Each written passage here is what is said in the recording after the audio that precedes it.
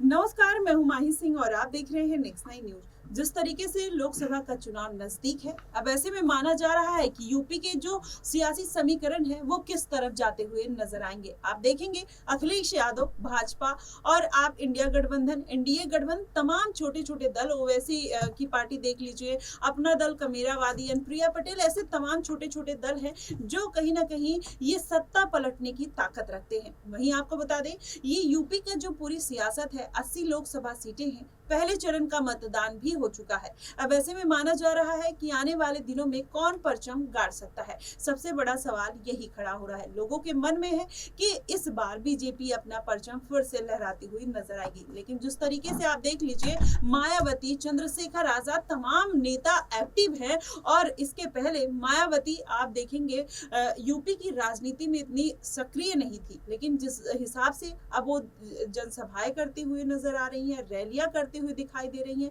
तो ऐसे में माना जा रहा है कि वो कहीं ना कहीं अपनी सीटों में इजाफा जरूर करेंगी और इसका जो घाटा होने वाला है वो भारतीय जनता पार्टी को होगा। क्योंकि आप देखिए, भारतीय जनता पार्टी इस बार जो उसका मुद्दा था वो अयोध्या का राम मंदिर, उसके हिसाब से वो चुनाव लड़ने के लिए पूरी तरीके से तैयार थी। लेकिन इस बार जो वोटों का प्रतिशत है वो गिरता हुआ नजर आ रहा है। लोग अपने काम में इतना बिजी हैं या फिर उनका राजनीति से मोह भंग हो रहा है, क्या कारण है जिसकी वजह से अब सारे वोटर्स या सारी पार्टियां चिंतित दिखाई दे रही हैं कि किस तरीके से इनको इंक्रीज किया जाए या मोटिवेट किया जाए, जिससे ये आने वाले चुनाव में जो दूसरे चरण का चुनाव होगा उसमें ज्यादा से ज्यादा वोटों की भागीदारी हो सके।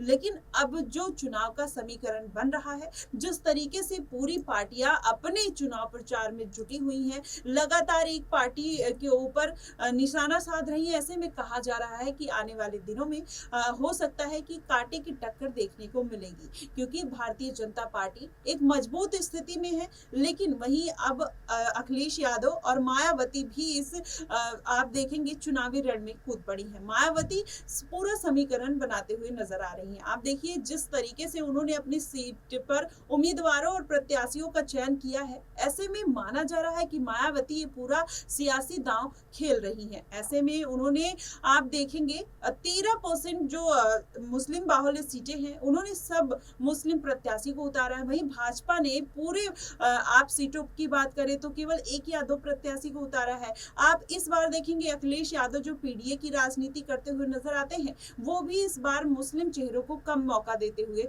दिखाई दिए हैं। लेकिन मायावती ने जो ये मुस्लिम कार्ड चला है, ऐसे में माना जा रहा है कि ये पूरा समीकरण बिगड़ सकता है और मायावती अब इस बार फिर बाजी मार सकती हैं। आप वहीं 2019 के लोकसभा चुनाव की अगर बात करें तो आपने देखा होगा कि मायावती को उस बार 10 सीटें मिली थी। वहीं अखिलेश यादव जो उनके साथ गठबंधन में थे उनको 5 सीटें मिली थी। तो ऐसे में फिर से क्या वही पूरा सिनेरियो देखने को मिल सकता है। मायावती जिस तरीके से 2019 में कुछ कमाल करती हुई नजर आई थी, फिर भी वो गठबंधन में थी, इस बार उन्होंने गठबंधन तोड़कर अकेले चुनाव लड़ने का फैसला किया है। तो ऐसे में माना जा रहा है कि मायावती इस बार भी कुछ अलग करके हुए दिखाई दे सकती हैं। लेकिन आने वाले चुनाव में ऐसा क्या होगा, क्या यूपी का पूरा सियासी समीकरण होगा, किस तरीके से वोटिंग प्रक्रिया चलेगी या फिर जो वोटिंग हो रही है वो किस तरीके की होगी, ये आने वाले दिनों में पता चल जाएगा। फिलहाल इन सब चीजों पर आपकी क्या राय बनती है, आप हमें कमेंट बॉक्स में जरूर बताइएगा। फिलहाल के लिए बस इतना ही।